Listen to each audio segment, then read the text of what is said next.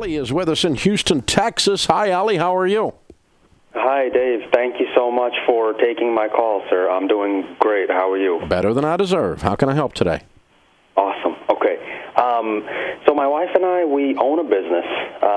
We're completely debt-free. I paid the business off 3 years into purchasing it. I've got quite a bit of liquid cash. Don't know what to do with it. The market kind of makes me nervous. I don't know if it should be invested in the market or if I should go towards real estate. How old are you? 32 years old. What kind of business? I own a drugstore, a pharmacy. Cool. And how much extra cash? We've managed to have some good years. We ended up saving about $6.5 to about $7 million in cash. It's all just sitting in cash? All sitting in cash. Woo! Wow. Yeah. Good for you. Good for you. But yeah, you got to get this invested because you're making 1% on it versus if you made 10% on it. And 10% on that's this is like a $600,000 a year swing. Yes. So sitting there in cash it's mathematically lazy, right? That money's not working very hard. It's not lifting as much as it should be lifting.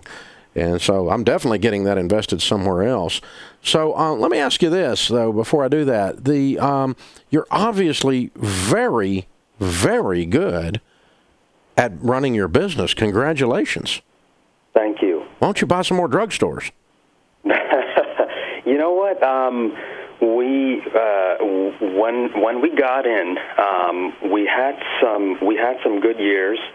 We're not doing nearly as well as we used to due to insurance changes and so on and so forth. Okay, so you don't think if you took $1 million of this $6 million and opened another store that you'd get a good rate of return on it?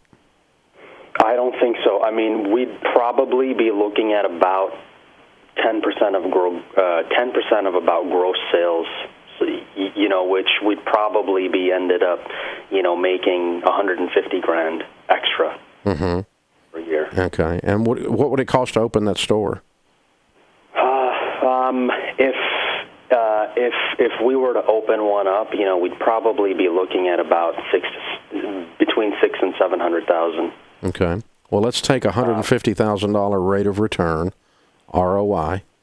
Okay, return on investment on $600,000. Yeah. That's a 25% rate of return. That's why I asked the question. Small businesses are a higher hassle factor, but they generally give a much better rate of return than real estate or the stock market. And you're obviously very good at it. It's not as sweet as it used to be, but maybe you can find, and you're going to pay cash for it anyway, whatever you do.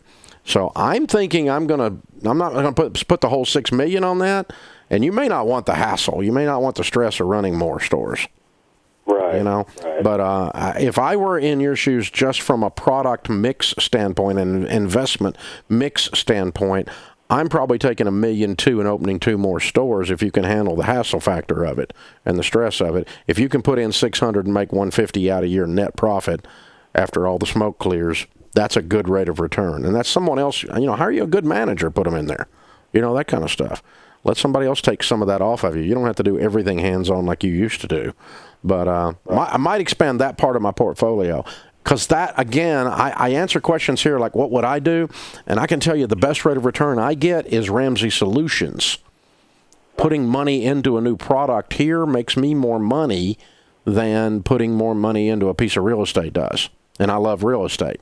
So that's why I answered the question that way. You don't have to do that. It's just an idea. So what I would do if I were in your shoes, other than that, if you don't want to do that, or even if you do want to do that, I'm going to put the larger portion of the $6 million into some real estate that makes an income that I pay cash for. Would you recommend like a apartment building or like just individual residential homes? Well, I mean, we're talking about probably $4 million here. Yeah. And so individual homes are probably going to be a high hassle factor because that's going to be a bunch of them.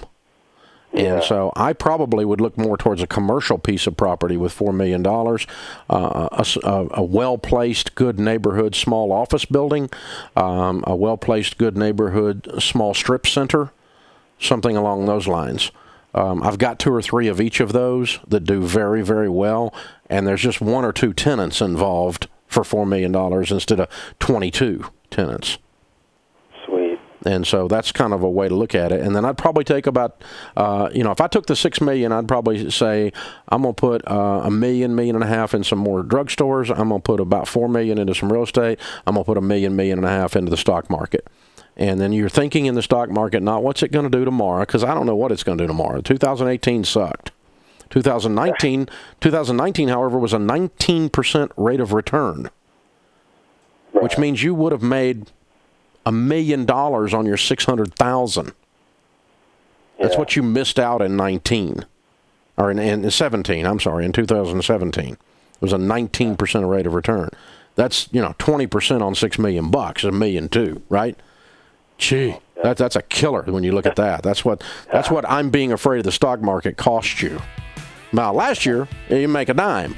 So, about broke even, basically. So, I don't know what 19 is going to bring. But you don't buy the stock market and you don't buy real estate for short-term investments. You buy them for 5, 10, 20, 30 years out, and you ride them all the way out. And that's what you watch. So that's how I would break it down if I were in your shoes, and I think that'll turn your $6 million into $20 million in about 4.5 or 5 years.